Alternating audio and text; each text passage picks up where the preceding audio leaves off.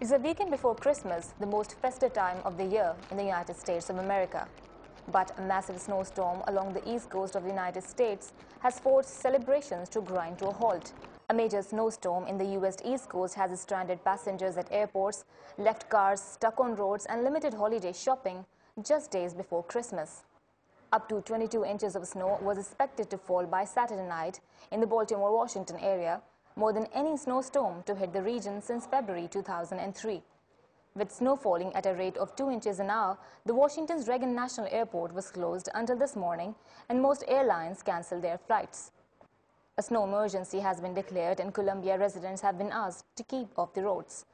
But the mayor was grateful that the blizzard struck during the weekend.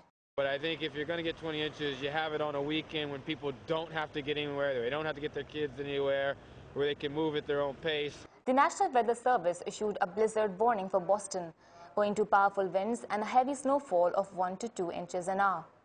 A state of emergency was also declared by the governors of Virginia and Maryland, and the National Guard services were called in to help the two states weather the storm. Bad weather also crippled traffic on the Interstate 81 in Rockbridge County of Virginia State. Just basically, I've been sitting here for about 13 hours now in this same spot. Nothing's moved at all. I mean, I've moved up about a mile within the last 13 hours. In Washington, D.C., drivers who were ventured out often had to abandon their cars due to heavy snowfall. The heavy snowfall has certainly dampened the Christmas spirit, with several people suffering due to the massive blizzard that has engulfed most of the U.S. East Coast.